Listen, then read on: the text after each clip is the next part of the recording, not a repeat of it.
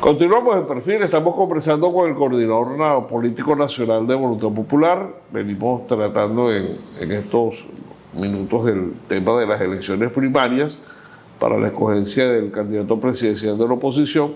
Estamos hablando de la plataforma, pero hay algunos otros factores políticos que están participando. Alianza Democrática, por fin, tiene derecho a participar todos, pero ¿son todos o todos menos este o aquel?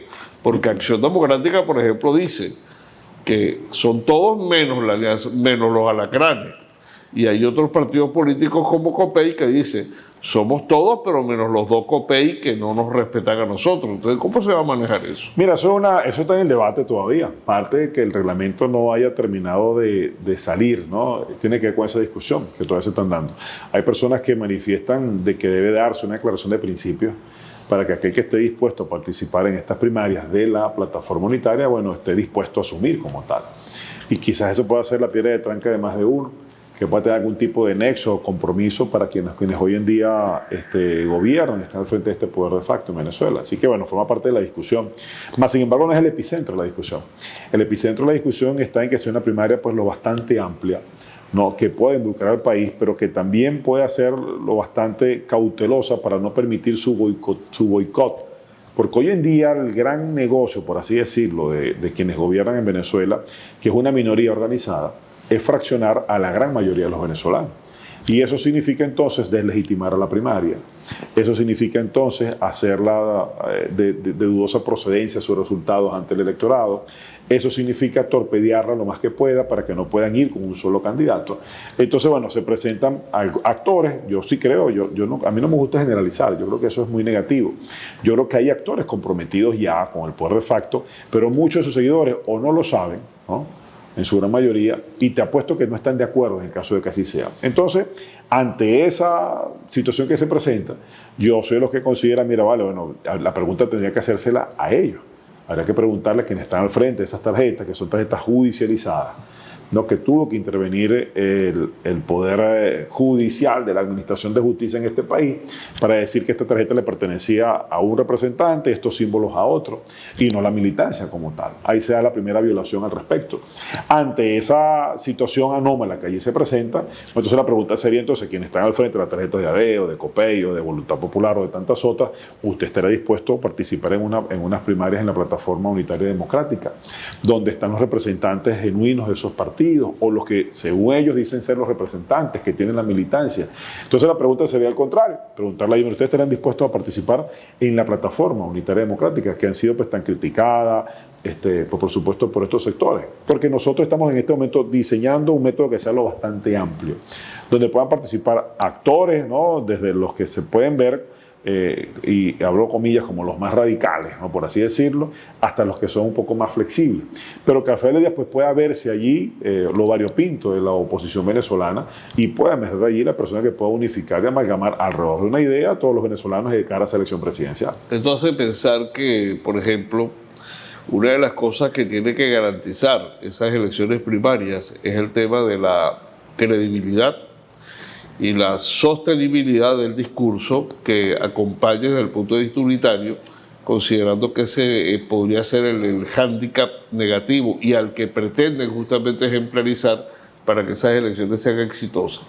Que esa comisión de primarias tiene que convertirse entonces en un factor realmente de tutor, más allá de la de simple mediador y de árbitro en el proceso. Sí, tiene que haber mucha independencia también. Incluso hasta liderazgo debería tener. Por supuesto, y es por eso que las personas que están allí, que se están postulando, son personas de dilatada trayectoria. Muchos en el tema electoral, otros desde la academia y, por qué no decirlo, incluso desde la empresa privada, que han puesto algunos de sus nombres allí, que no me atrevo a mencionarlos todavía, para generar ningún tipo de problemas tampoco ante la mal llamada Administración de Justicia venezolana, pero que es un proceso que tiene que llevarse a cabo en las condiciones o características que tú mencionabas.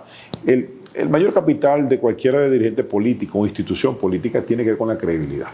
Y esta elección, que debe ser la primaria como tal, debe tener principalmente esos elementos, es que puedan revestir de legitimidad a quien resulte electo, que pueda, pues, por supuesto, tener la posibilidad cierta de acercarse a todos los sectores del país, porque ya goza de un proceso que lo legitimó, porque ya fue el escrutinio de la gente, que forma parte de los factores democráticos, y que entonces es el genuino representante de una fuerza que va a enfrentar al poder hegemónico en este momento, a quienes están, por supuesto, ostentando el poder desde Miraflores. Entonces, mal sería para nosotros, sería una gran torpeza permitir entonces o darle la facilidad a estos señores de que puedan torpedear o boicotear un proceso que para nosotros es tan importante. Ellos también lo saben.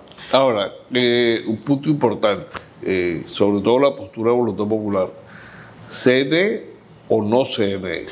Si el CNE garantiza en este proceso de elección, que es de los factores democráticos, si garantiza el resguardo de la identidad de los electores, no tendríamos ningún tipo de problema. Ahora, si eso no es posible, estaríamos, por supuesto, opuestos a que fuese con el Consejo Nacional. Pero ¿por qué el CNE tiene que garantizar algo que tienen que garantizarse ustedes mismos? Bueno, factores de liderazgo de los partidos que van a participar o de las organizaciones que van a participar. Porque tiene que ver, bueno, si habría que solicitar el tipo de primaria que nosotros queremos hacer, donde se respete la identidad, donde la cactahuella nos sirva como un registro, por ejemplo, de esa identidad y que pueda ir a sus bases de datos, ¿no? Y después pueda prestarse a lo que en el pasado fue una... ¿Usted estaría de acuerdo con una elección automatizada? Por supuesto que sí, pero que buscáramos los mecanismos para resguardar la identidad como tal. Es decir, si esa información va a quedar en nuestras manos, si esa información va a gozar solamente, va a ser del uso exclusivo de los actores que van a estar al frente de esta primaria, que es la Comisión Nacional de Primarias, pues por supuesto que valoremos la posibilidad de permitirlo. Yo creo que ahora, ese siempre ha sido nuestro principal... Pero si las máquinas pertenecen al CNE, si las redes van a transmitir una información que, si bien es cierto, es encriptada, va a llegar a un centro nacional en cuanto al resultado como Así tal. Entendemos el tema de la identificación del elector, que podría manejarse en el sentido que una cosa es la transmisión del resultado y otra cosa es la identificación. Esa identificación, yo con una tarjeta PCMCIA se la saco a la tarjeta y no queda registrado, se la saco a la máquina, no queda registrado en la máquina. Okay. Pero el punto es de que el voto sería electrónico.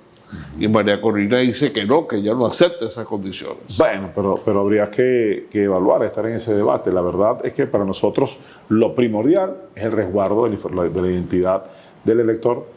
Lo demás nosotros generamos confianza. Yo fui a una elección a la gobernación donde el mismo día que pronunciaron que Argenis Chávez había ganado por 0,5%, nosotros dijimos que no, que eso era falso, que tenemos las pruebas para demostrarlo.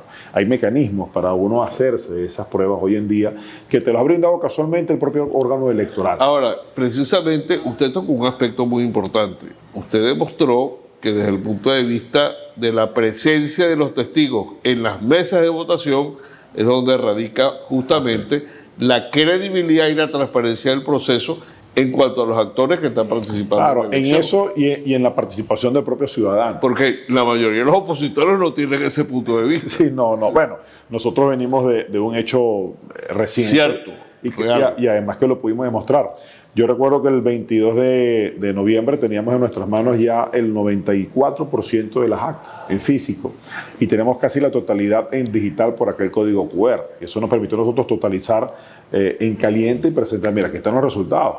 Por más que no aparecían las fulanas 3 actas esas del municipio de Arismendi, lo cual hizo que se dilatara todo este tiempo la elección como tal, la totalización, para después tomar una decisión como la que se tomó. Pero es un tema también de eficacia que tenían que tener los comandos de campaña para tener el documento en la mano de defensa, que era justamente la copia del acta que tenía el testigo. No, en esos 3 centros nunca hubo entrega de copia de acta a los testigos, y esa denuncia la hicimos. Nosotros hicimos esas denuncias al mismo día siguiente. La verdad que estábamos preparados para esos escenarios.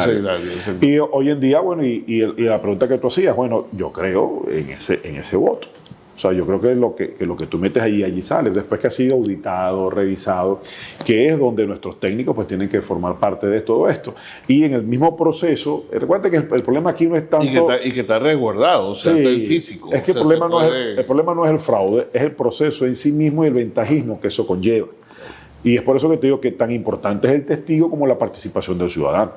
Es decir, si la participación del ciudadano es masiva, no hay manera que ustedes puedan cambiar el resultado de una voluntad popular expresada ya en los votos. Ahora, ¿usted cree que haya existido suficiente experiencia y, digamos, disposición de haber aprendido durante todos estos años con ese concepto del fraude electoral, de que la máquina me roba, pero que paralelamente yo tenga suficientes testigos para que no me fallen el día de la elección, que yo tenga realmente una auditoría sobre el proceso, aunque realmente la auditoría la hace el elector cuando vota, Sí, individualmente, tú ves acá cuando por qué verifica votaste.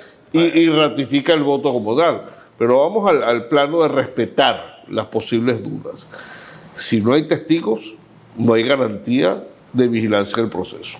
Para eso los testigos. Para eso hay que prepararse. Y la preparación de una elección tan importante como esta comienza desde ya. O sea, y los testigos ciegos tienen que tener de verdad, lo principal es mucha convicción en relación a lo que se van a enfrentar. Yo le llamo los supertestigos, ¿no? Personas que están ahí desde primeras horas de la mañana y muchas veces ni siquiera se separan de ahí para hacer sus propias necesidades, porque están muy convencidos de lo que están haciendo. En nuestro caso, todos los testigos, bueno, fueron personas preparadas, ya con dilatada trayectoria. Creo que ya de más de 2 décadas de preparación es mucho lo que se ha aprendido, y creo que eso pasa también en el resto del país. Nosotros se lo decimos porque el presidente de la República recientemente ha declarado, estamos en campaña. O sea, entiendan que vamos a una elección y tenemos que tener a nuestra gente preparada. Están escogiendo los jefes de calle, los jefes de comunidad, están escogiendo sus autoridades. El gobierno y el PSV tienen una práctica que le ha resultado, por un lado, que muy repetitiva, pero le ha resultado eficaz desde el punto de vista político. Ellos tienen su escuela de testigos, pero siempre le cambian los nombres. Y le cambian los nombres, pero les permite renovar esas estructuras. Y esas estructuras están en un proceso de reaceitamiento y de mantenimiento, como preparándose para la zafra que viene. Y en eso han sido mucho más eficaces que la oposición. Claro, yo creo que es por no asumir los retos de manera sin ningún tipo de prurito. Nosotros le entramos a esa elección del pasado 21 de medio lado, decimos nosotros muy popularmente. No se le entró de frente, es decir, no hubo un comando de campaña nacional, no hubo una campaña paraguas como tal, y a nosotros los liderazgos regionales... Después de haberle dicho a la gente que no votara. Sí, y nos tocó muy difícil. Y nos tocó afrontar esta situación prácticamente solo. Y algunos pudimos salir airosos, pero la gran mayoría no. Hoy en día este proceso que se vecina hay que asumirlo como tal. Yo por eso no critico que ya hay personas recorriendo el país, vendiendo su candidatura, preparando sus equipos, que forma parte de la preparación que tenemos que tener para ese evento electoral, de testigos, de movilizadores, ¿no? Y de las personas que van a formar parte de toda esa maquinaria, porque también la hay. De este lado inclusive superior, porque no obedece a una estructura o andamiaje clientelar, obedece a una estructura o a un andamiaje que está bañado de convicciones y de ideas claras por participar en lo que es el rescate de la democracia en Venezuela. Así que son dos posturas muy diferentes, donde una ¿no? Prela sobre la otra, porque no tiene que tener quien la compre como tal. Freddy Superlano, coordinador nacional de Voluntad Popular, coordinador político nacional. Vamos a cumplir unos compromisos de publicidad y ya regresamos a Perfil.